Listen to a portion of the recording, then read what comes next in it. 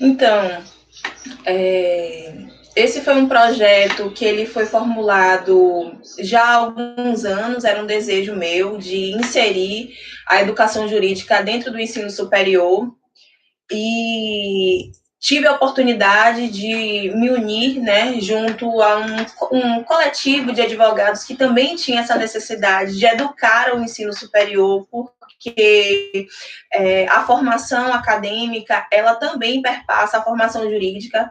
Para nos tornarmos bons profissionais, precisamos reconhecer qual é a legislação que nos pauta, né, que nos salvaguarda dentro dessa nossa atividade. E como projeto de extensão, aquilo que era meramente uma questão de ensino passou por essa tríade do ensino, da pesquisa e da extensão, voltando-se então direto para a comunidade de Santo Antônio de Jesus. Esse projeto ele foi consagrado com uma bolsa, então houve um estudante, o colega Everton, que participou desse primeiro momento de fazer um atendimento jurídico à comunidade. Nós distribuíamos uma parcela de senhas. Essas senhas elas eram para fazer um cadastro prévio, para ser um modo de filtrar, e aí a competência da história. Então, como é que instaurar um projeto desse, voltado para a educação jurídica a partir do colegiado de história? Porque dentro da história existe um âmbito chamado história pública, que é quando a educação ela ultrapassa as barreiras da sala de aula, ok? E da universidade, da escola, ou seja, da educação sistemática, e volta-se para o pensamento de divulgação, de uma formação muito mais ampla da sociedade, não só pelo presente, né, do reconhecimento da importância de se entender politicamente no presente, mas como agir em posse de saberes. Então, ao deter um conhecimento especializado, os juristas, seja ele qual a sua colocação dentro deste aparelho, ele vai ser útil, né, dentro dessa conversação com o ensino superior, não só a nível de assistência comunitária, mas de formulação dos currículos. Então, essas senhas eram distribuídas tanto para o corpo docente e discente da universidade, mas também para a comunidade externa, para que algumas dúvidas fossem sanadas. Não tinha um caráter, ok, deliberativo, de dar entrada em processos, mas somente a educar, porque muitas vezes a gente sabe que tem direito, mas não sabe nem organizar a documentação. Então, de fato, o primeiro passo para que a gente consiga salvaguardar aquilo que nós temos por direito. É isso. Assim, primeiramente, antes de apresentar Gustavo, eu gostaria também de agradecer essa oportunidade em tempo dessa distopia que estamos vivendo, né, chamado pandemia Covid-19, e de fato entender que esse projeto, ao ser atualizado para o ano de 2020, né, para o semestre 2020.1 e 2020.2, é uma oportunidade de transformar esse espaço, né, da rede social, da live, que até então tem sido utilizado para o nível do lúdico, para o nível do mental, do aspecto teórico, mas também para o aspecto funcional, prático. Como a gente pode, né, de fato, dentro de 4 paredes, literalmente, organizar a nossa vida para o pós-Covid-19. Né? E não só o pós, mas o que pode ser feito durante. Então, Gustavo Santos Silva Júnior, ele é bacharel em Direito, formado, advogado também, com credencial na OAB. Ele teve uma graduação onde o seu TCC, o seu trabalho de conclusão de curso, voltou-se para o ensino do direito nas escolas. Então, ele trabalhou com o aparato legal educacional, ou seja, todos os documentos que permite o advogado a comunicar-se com a educação, com o nível do pedagógico, com o nível da licenciatura. Atualmente, ele é mestrando, né, da pós-graduação em Arqueologia e Patrimônio Cultural da Universidade Federal do Recôncavo da Bahia, com um projeto também que mescla arqueologia e direito através de uma escola quilombola, que é a Escola Milton Santos, referência na Bahia. Então, desse modo, eu gostaria de agradecer publicamente a ele pelo aceite, pela renovação do aceite e me colocar como assistente dessa live para fazer as devidas anotações dos questionamentos que vão surgir. Desse modo, vou me retirar e vou convidá-lo para sentar nesta cadeira que vos falo. Um minuto. Não estou sozinho, né? Eu represento um escritório do qual faço parte, sou sócio. Então, esse grupo de associados que atua em algumas esferas de direito, acaba que estamos todos aqui presentes na minha pessoa. Então, acredito que todas as dúvidas, todas as intercorrências que puderem surgir, poderemos sanar as dúvidas através desse canal de comunicação. E é brilhante a continuidade desse balcão, né, nesse período, porque estamos num momento realmente de, como chamamos o direito, de insegurança jurídica, né? Então, uma decretada estado de calamidade pública, onde diversos contratos do setor público e do setor privado perpassam por um momento de instabilidade. Então, é o momento agora de atentarmos para o que podemos fazer para garantir nossos direitos fundamentais nesse momento. E certamente as pessoas que não têm acesso a uma assessoria jurídica, a um serviço de atendimento jurídico, certamente essas pessoas estarão desprotegidas. Então, esse canal que a UNEB está abrindo é de grande valia e, com certeza, eu serei aqui um instrumento para tentar, né, ajudar toda a comunidade que tem acesso ao UNEB Campus 5. Então, nesse primeiro encontro, eu acredito que hoje será o dia de abrirmos essa pauta, de entendermos as pessoas que estão acessando a live, o que essas pessoas precisam, o que essas pessoas estão sentindo dificuldade. A gente percebe que nesses primeiros meses de isolamento social, os setores que tiveram um maior impacto foram certamente os setores dos contratos profissionais, né, a área trabalhista. Então, as relações de consumo, elas também sofreram bastante interferência, especialmente quanto a prestação também do auxílio, né? A gente percebe muita gente querendo saber, olha, será que eu tenho direito a receber esse auxílio emergencial? Então, alguns setores do direito nós iremos tentar sanar essas dúvidas. Então, hoje eu acredito que é esse momento de receber essas dúvidas, né, de receber esse primeiro acolhimento da comunidade, tanto de Santo Antônio de Jesus, como da comunidade soteropolitana, as pessoas que têm acesso ao UNEB Campus 5. Tem receio de ter corte de salário, sim. De perder os seus direitos, né, conquistados. Então, é a minha primeira pergunta, a minha primeira provocação. Fala claro. Tudo em tempos como esse. Veja bem, a gente já vinha passando por um momento bem difícil, que era o momento de redução de direitos sociais. Então, a reforma da Previdência, que ela sucede à reforma trabalhista. Essa reforma trabalhista ela já foi bem prejudicial para os direitos do trabalhador. Agora, com o advento do enfrentamento dessa crise de saúde pública, o que acontece? Existe uma flexibilização, foram chamadas as medidas provisórias, que foram propostas pelo governo federal. Porque, assim, tendo como objetivo, né, pelo menos hipoteticamente, de assegurar o emprego do trabalhador, a gente percebeu uma flexibilização desses direitos trabalhistas. Então, vale tudo? Não vale tudo, certo? Então, a gente percebeu, inclusive, uma guerra jurídica acontecendo no STF para entender se as mudanças no contrato profissional, elas devem perpassar pelo conhecimento do sindicato, ou se não, ou se essa alteração contratual, essa modificação contratual, ficaria somente a critério do empregador e do empregado. O resultado foi: não precisa mais pedir autorização ao sindicato. E isso a gente sabe que é muito prejudicial ao trabalhador, porque em negociações diretas entre empregado e empregador, em regra, o empregador ele vai exercer uma força maior, um poder econômico e um poder de decisão maior. Então, o empregado, ele quase sempre vai estar... acaba que ele quase sempre vai ficar ali submisso à decisão do empregador.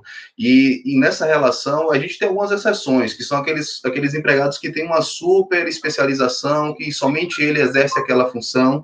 Então, assim, eu destaquei já quanto a essas mudanças, que foram a MP 927 e a MP 928, e ela traz como objetivo central essa preservação do emprego e da renda. Mas assim, veja bem, a flexibilização que foi objetivamente declarada foi o teletrabalho, quer dizer, a pessoa pode exercer a mesma função que exercia, acontece que em home office. E esse home office, ele teve também uma flexibilização quanto ao tempo de trabalho. Esse tempo, ele pode ser reduzido até em 25% da jornada de trabalho. E essa redução de tempo de jornada também é acompanhada de uma redução de ganho salarial. Então, pode tudo? Não pode tudo. Essas MPs, especialmente a 927 e a 928, elas estabeleceram regras muito objetivas. E isso tudo aconteceu depois de uma portaria, a 356, do Ministério da Saúde, que determinou, de fato, a situação de isolamento. Então, acabou que, aderindo a uma indicação da Organização Mundial da Saúde, foi determinado de maneira que nós chamamos de direito, que é erga omnes, né? Atende a todas as pessoas, ela deve atingir a todos os indivíduos, todos os cidadãos, que é o isolamento e a quarentena. Então, as faltas, houve também uma flexibilização quanto ao trabalho, o indivíduo que, olha, eu não tenho mais férias para tirar, porque houve também a flexibilização da antecipação de férias. Mas veja bem, todas essas mudanças que foram, se você tiver interesse, eu posso depois entrar mais a fundo nessas mudanças, porque foram mudanças muito objetivas. Inclusive, eu tenho alguns colegas que já militam, especialmente na área de direito do trabalho, que eles fizeram postagens e memes já falando, meu Deus, cada dia a gente dorme e acorda, tem uma nova mudança no contrato trabalhista.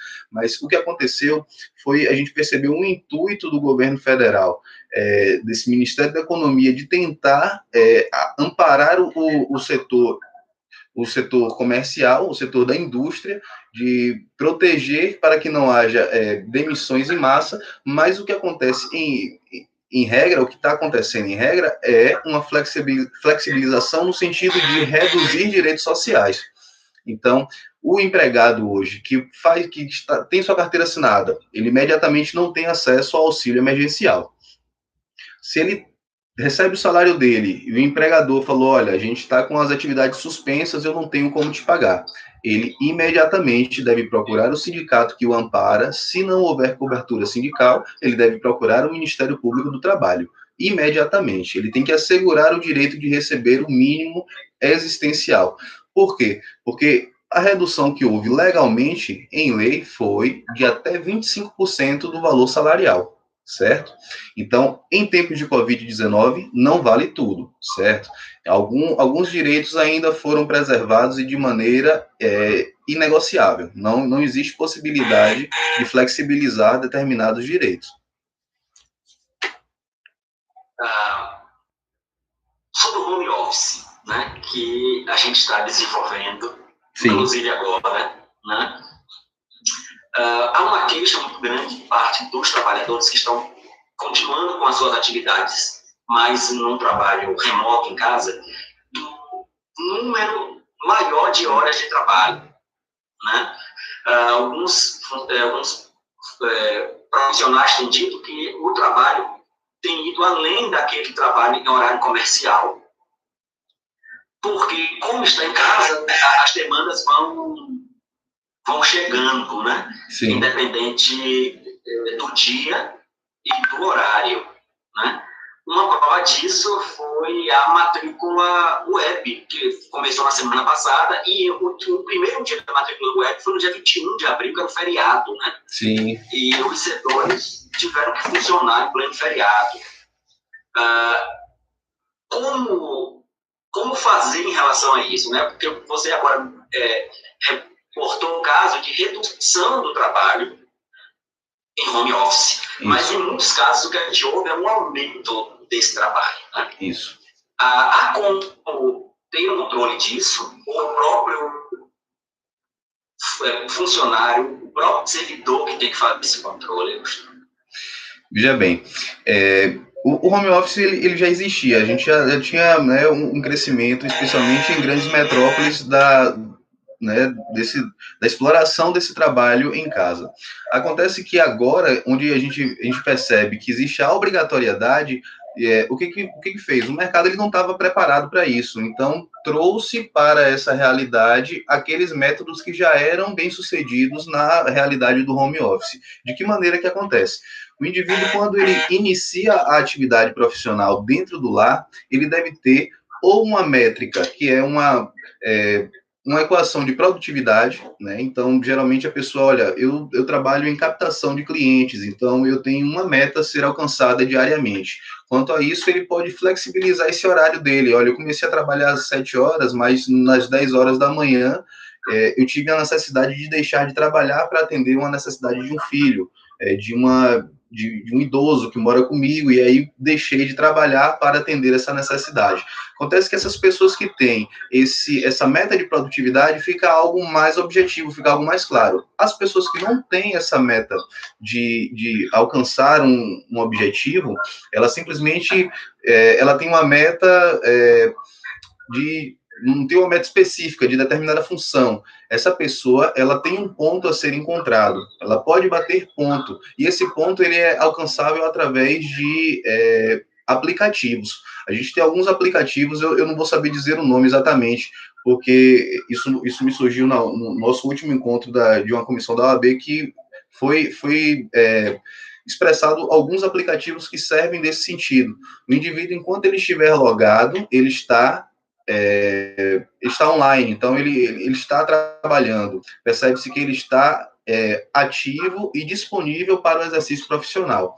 Acontece que, em regra, as empresas estão trabalhando a partir de metas. Por quê? Porque é uma maneira mais lucrativa, né? Porque ele não pode, às vezes, o empregado também dá entrada no seu ponto e simplesmente se ausenta do trabalho enquanto está em casa. Inclusive, isso se tornou até matéria de meme de internet, né? O indivíduo está assistindo uma aula, que é uma aula ao vivo, ele se grava, faz uma gravação onde ele filma ele assistindo a aula e coloca essa filmagem de frente para a câmera, enquanto ele fica assistindo Netflix, assistindo séries da Netflix, e deixa o professor vendo ele como se estivesse ali de frente para a câmera assistindo a aula. Mas nessa realidade de fiscalização do exercício da jornada de trabalho, a gente tem alguns aplicativos que estão sendo já utilizados pelas empresas, que são esses aplicativos onde se contabiliza a participação e a disponibilidade do empregado, e, especialmente, eu tenho alguns clientes que já estão executando, aplicando a norma de exigir uma prestação de resultado. Então, ele estabelece uma meta diária, estabelece uma meta semanal, estabelece uma meta quinzenal. E, a partir daí, fica um pouco mais fácil de determinar e estabelecer o controle sobre as atividades profissionais. Porque tem alguém aqui que está pedindo, Lilian Matos, para você repetir os números das MPs. Ok. Especialmente as últimas alterações que houveram dentro da esfera trabalhista, das relações profissionais, flexibilizações de contratos, foi a MP 927 e a MP 928, as duas agora do ano de 2020. Medida provisória 927 do ano de 2020, medida provisória 928 do ano de 2020. Eu queria falar agora sobre professor, né? Sim. Sobre o trabalho da docência. E outros trabalhos, mas eu me refiro muito à docência porque nós estamos num campus que é um campus que dos 6 cursos de graduação, 5 são de formação de professor. E as atividades de ensino foram todas paradas, né, momentaneamente, sim, por conta da contaminação. E há um risco, principalmente em quem trabalha a priori em serviço privado, mas também em quem é servidor público, né? Sim. O corte de salário diante desses meses com a suspensão do calendário letivo. Sim. E aí fica a pergunta, né? É legal cortar o salário, reduzir o salário por conta da pandemia, né? É uma questão que tem sido debatido muito, né? Sim. Nos meios desses setores que pararam, porque são setores que lidam com aglomeração de pessoas. Então, veja bem, não é legal, certo? O corte total do salário, né, nessas condições, inclusive, assim, a gente teve, concomitante à educação, algumas áreas que foram diretamente afetadas, especialmente áreas do comércio, que não são entendidas como áreas fundamentais, né, áreas essenciais, como a confecção, calçados, né, eu tenho alguns grupos de clientes que fazem parte desse grupo que realmente está reclamando bastante, porque tem tentado manter as contas, manter os salários dos empregados em dia. Então, o professor hoje, que atua no setor privado, a gente percebe o seguinte, grande parte, tanto do setor privado, quanto do setor privado da escola fundamental, do ensino fundamental 1, fundamental 2, o setor privado do ensino superior, poucos estavam preparados para exercício estritamente ou totalmente na modalidade à distância. As escolas que estavam já preparadas com sistemas, portais, que já tinham números de matrículas digitais, já tinham um sistema de tecnologia de informação digital bem aparamentado, não tiveram muitas dificuldades em implementá-lo. Mas essa foi uma situação que colocou todos em estado de emergência, porque grande maioria não estava pronto para isso. Você percebe isso, eu sou pai de 3 filhos, e todos em idade escolar, e percebi isso bem de perto mesmo.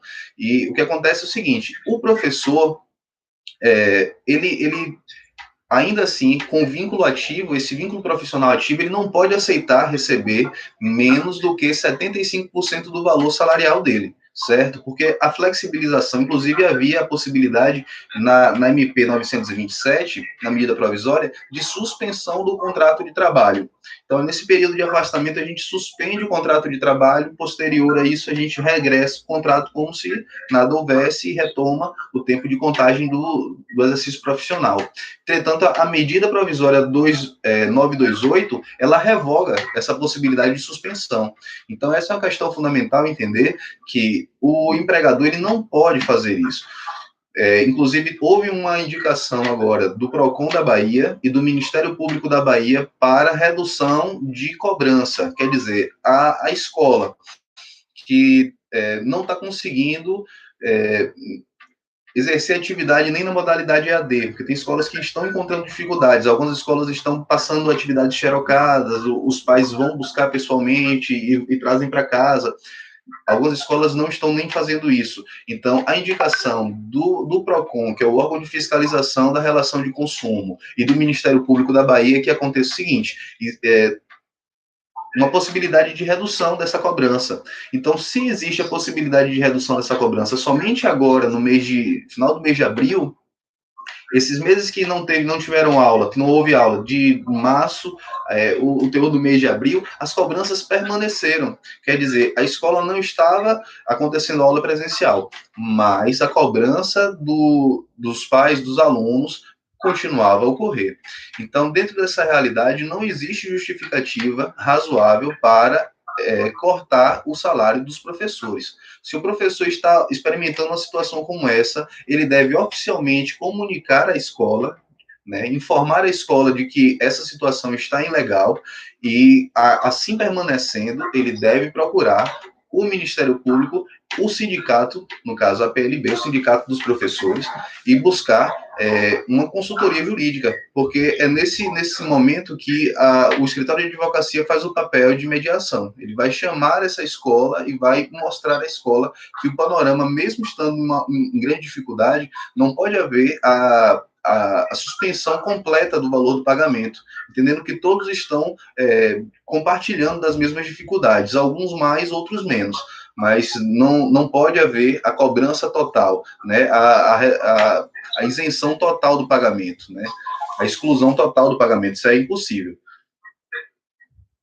Ok, eu quero dizer a vocês que estão nos assistindo, vocês podem mandar questões, né, se vocês têm alguma dúvida jurídica, que aí nós vamos fazer um apanhado, acho que a Luciana está fazendo, vai fazer esse registro para uma posterior resposta também de Gustavo. Eu queria falar agora sobre aquele auxílio emergencial, sim, que o povo está chamando de Bolsa Covid, né? O povo nomeou popularmente de Bolsa Covid. Sim. Quem tem direito a esse auxílio? Eu sei que já saiu a primeira parcela, sim, mas há uma queixa grande. Muita gente não recebeu ainda a primeira parcela, e parece que a segunda parcela não foi adiada, né? Isso. Seria paga, teria adiantada, depois o governo desistiu. Isso. Enfim, quem tem direito ao auxílio emergencial? Vamos lá.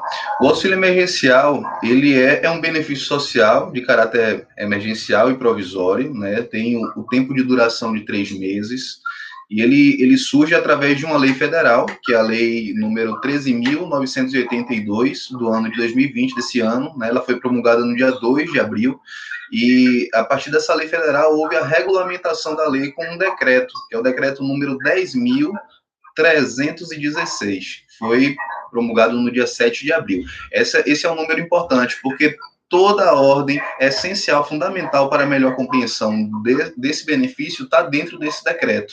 Então, vale a pena notar que é o decreto número 10.316. Esse decreto ele vai estabelecer quem são as pessoas que têm acesso. Então, de pronto, imediato, quem tem acesso são as pessoas que estão desempregadas, quer dizer, eu não posso ter carteira assinada, certo? Se eu tenho a carteira assinada, automaticamente eu não tenho acesso.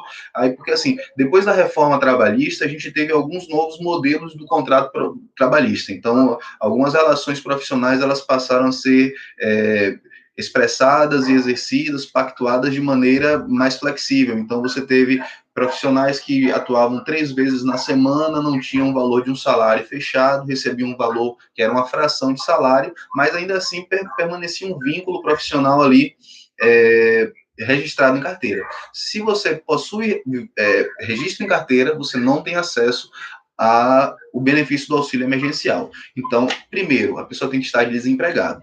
Segundo, tem que ter mais de 18 anos. Então, tem que ser brasileiro nato ou estrangeiro naturalizado com mais de 18 anos. Outra questão, não pode estar recebendo nenhum auxílio, né, nenhum benefício, nenhum auxílio. Quais são esses auxílios? A gente tem o auxílio previdenciário, quer dizer, se eu sou aposentado, olha, eu aposentei, comecei a trabalhar de novo, desaposentei, mas ainda recebo aposentadoria e trabalho de carteira assinada. Fui demitido no trabalho de carteira assinada, mas ainda recebo um benefício da Previdência Social. Esse benefício da Previdência me impede de receber o auxílio emergencial, certo? Então, eu não posso estar recebendo aposentadoria. Outro auxílio, eu não posso receber nenhum auxílio social. A gente tem a figura do indivíduo que teve uma suspensão do contrato de trabalho por causa de um acidente, por exemplo. Aí ele passou a receber um auxílio-doença, né? Que é um benefício. Esse indivíduo também não terá direito. Por quê? Porque quase que de maneira regular, esse auxílio ele será superior ao valor de R$600. Então, dentro dessa realidade, será preferível que ele receba o valor superior, que é o valor de um salário, ou um pouco mais ou um pouco menos, dependendo da categoria profissional que ele se enquadre. Então, eu não posso ter um benefício previdenciário, nem um benefício assistencial. Eu também não posso ter nenhum tipo de recebimento de auxílio de programa de transferência de renda. Então, o único programa de transferência de renda e redução de desigualdade social que é cabível junto, concomitante ao auxílio emergencial, é o Bolsa Família. Então, a família que recebe um Bolsa Família, ela pode também ter direito ao auxílio emergencial. Seguro-desemprego. Se o indivíduo está no período de seguro-desemprego, também exclui ele do rol de pessoas beneficiárias do auxílio emergencial. Então, maior de 18 anos, não receber nenhum tipo de benefício e não estar empregado, estar desempregado. A renda familiar também, ele se torna um critério dentro desse decreto e ele vai estabelecer o seguinte: se o indivíduo, o cidadão, ele tem uma renda familiar, juntou todo mundo da família, certo?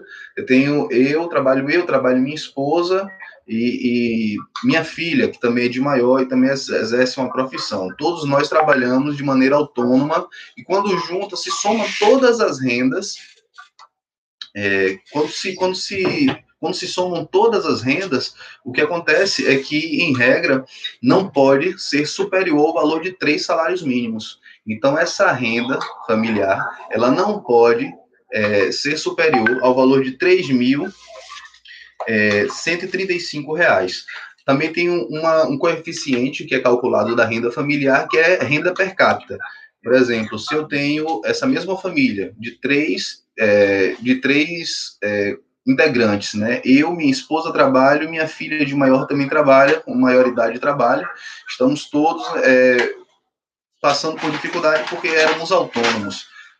Calculando-se a renda de todos, né? Percebe-se que essa renda per capita não é superior a 522 reais. A renda per capita não pode ser superior à metade de um salário mínimo. Esse valor equivale a R$ 522,50, certo? Então, são critérios objetivos para recebimento do auxílio emergencial. 18 anos, desempregado, não receber auxílio e não ter a renda total da casa superior a 3 salários mínimos, e a renda per capita tem que ser inferior a meio salário. Então, a gente teve também uma flexibilização recente, após já o pagamento da primeira parcela, que foi a possibilidade de pais solteiros, famílias compostas por um único provedor, o pai solteiro, poder receber o equivalente o que foi destinado, o valor que foi destinado para a mãe solteira. Então, mães que são a única provedora do seu lar, essas mães que não possuem cônjuge, não possuem companheiro, essas mães, elas têm direito ao valor de R$ 1.200. Esse valor também foi concedido para pais solteiros. Então, esse é um detalhe recente e vale a pena também saber, certo? Eu acredito que é isso. Então, assim, a ordem cronológica, ela sofreu algumas alterações, mas esse primeiro pagamento, ele vem acompanhando a ordem do seguinte critério. O indivíduo que possui cadastro no CAD único, o que é CAD único, né? Muita gente não sabe o que é CAD único. CAD único é um instrumento de coleta de dados que vai identificar as famílias que são carentes e vai tentar fazer inclusão nos programas de redistribuição de renda e assistência social. Então, alguns estados têm o CAD único próprio, o próprio município daqui de Salvador, ele tem um CAD único próprio, né? Tem alguns benefícios sociais que são municipais, alguns benefícios sociais que são estaduais, e existe o CAD único federal.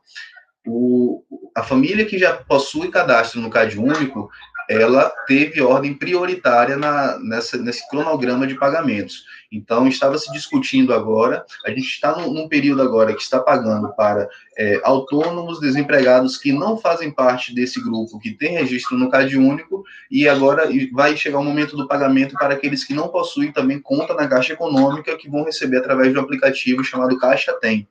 A pessoa vai entrar nesse aplicativo e vai receber um valor que é um valor numa conta digital, e vai poder transmitir esse valor para uma conta de pessoa física, de um conhecido, de um familiar, para assim poder sacar esse valor, ou até mesmo realizar pagamentos através do aplicativo da Caixa.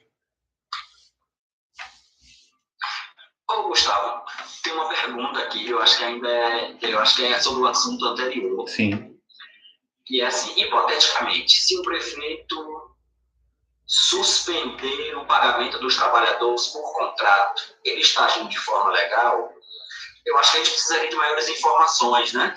É um professor reda, né, que é aquele contratado por tempo determinado, é um estagiário, enfim, talvez a gente precisasse de maiores informações, mas partindo dessas duas realidades, né?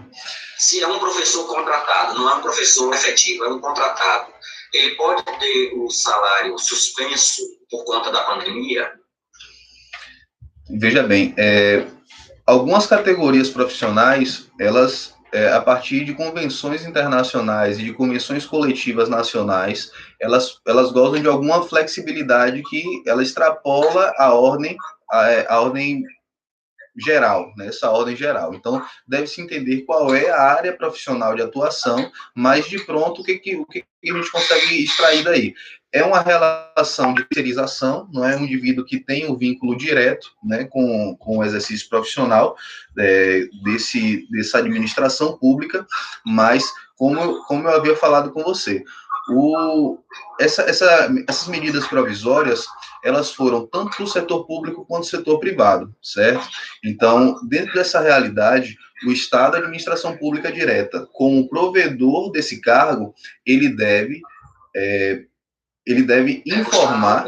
O som cortou. Você pode repetir essa última frase? Sim. O Estado, a administração pública, numa situação de suspensão desse contrato, ele deve justificar e antecipar a equipe de trabalho. Então, assim, numa situação de prática, o que pode acontecer?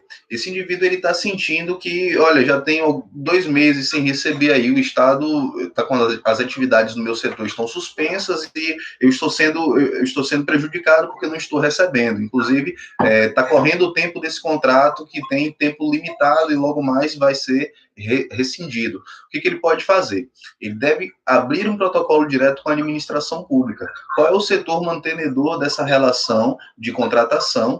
E automaticamente, antes, né, de preferência antes, buscar auxílio, tanto do sindicato, porque, assim, quase sempre, o indivíduo, quando vai até o sindicato, ele vai ter uma assessoria jurídica que já é especializada para essa relação profissional que ele exerce.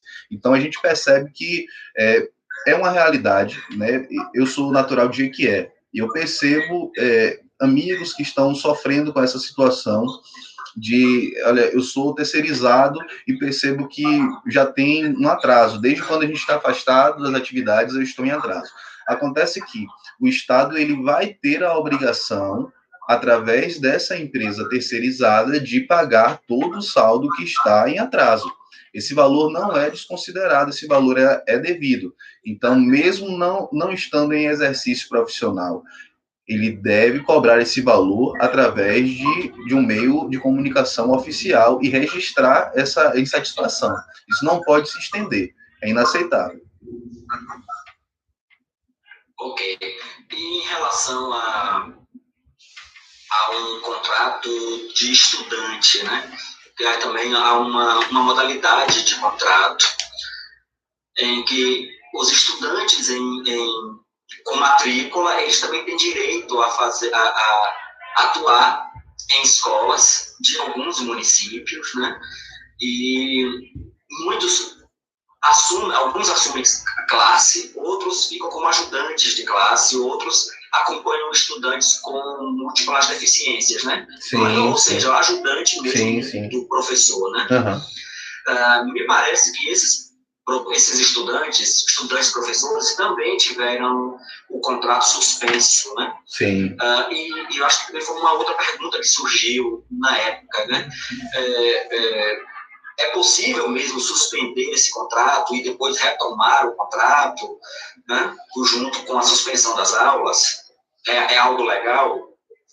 Olha, essa é uma situação que é uma situação especialmente que se enquadra naquelas condições específicas, que é qual?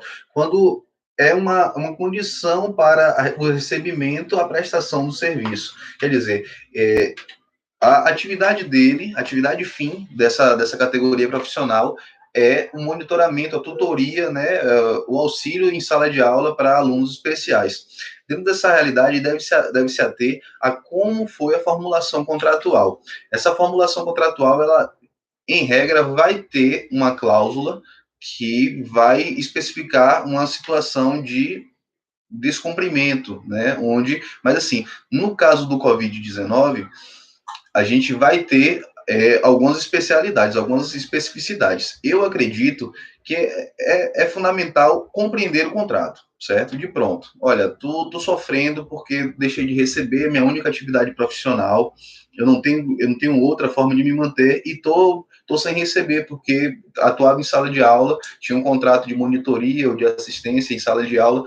Então, dentro dessa realidade, você deve ver o contrato que assinou, certo? Analisar de maneira pormenorizada. Se não tiver dotação, conhecimento, procure assistência, procure quem é o sindicato, quem é a defensoria disponível, quem é um representante do Ministério Público, e procure o empregador, quem é a pessoa que me mantém, quem é a terceirizada, a empresa terceirizada, ou a própria secretaria estadual, ou a própria escola, né, o setor da escola privada que havia me contratado.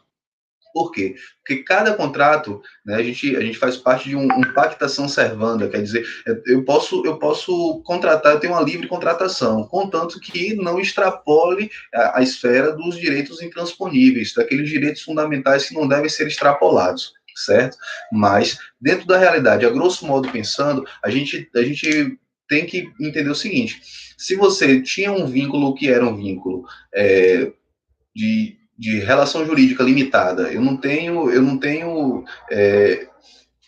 gosto de estabilidade, eu não gosto de vitalicidade, né? Eu tenho uma realidade que é um contrato também por tempo indeterminado, tem um tempo pré-definido. Eu tenho que procurar esse empregador, esse mantenedor do meu contrato, para negociar com ele. Eu tenho a possibilidade de acordar com ele como será os próximos passos nesses meses que estão por vir. Por quê? Pelo que se percebe, não existe uma expectativa, pelo menos, né, de maneira formal. A gente percebe que o Ministério da Educação ele se movimenta no mesmo sentido do governo federal, de querer acabar com o isolamento e regressar para as atividades de maneira, até mesmo, diria eu, abrupta ou incoerente com o que a gente está vendo num panorama mais amplo, né, num panorama global. Entretanto, a expectativa para os próximos meses é que continue esse processo, né, esses procedimentos de isolamento social, né? Pelo menos as pessoas que têm qualquer indivíduo, qualquer integrante da família que tem algum fator de risco, vai priorizar não enviar a criança para a escola, vai priorizar não enviar seu filho adolescente para a escola, né? Então, dentro dessa realidade, as pessoas que têm contratos sob risco, elas devem procurar, de pronto imediato, fazer um contato formal, seja através de e-mail, até o próprio aplicativo de mensagens do WhatsApp, é possível fazer, né, contato. Então, se estabelece esse contato. Depois do contato, você recebendo uma mensagem, uma resposta positiva ou negativa. Então, vou encerrar por aqui. Gente, nossa live vai cair, mas a gente retorna numa próxima live, falando mais sobre as questões jurídicas. Prazer estar com você, João. Cerrou. Concluí. Dá pra gente ver? Vamos ver agora. Transmitir ao vivo não, só. Olá, encerra a transmissão.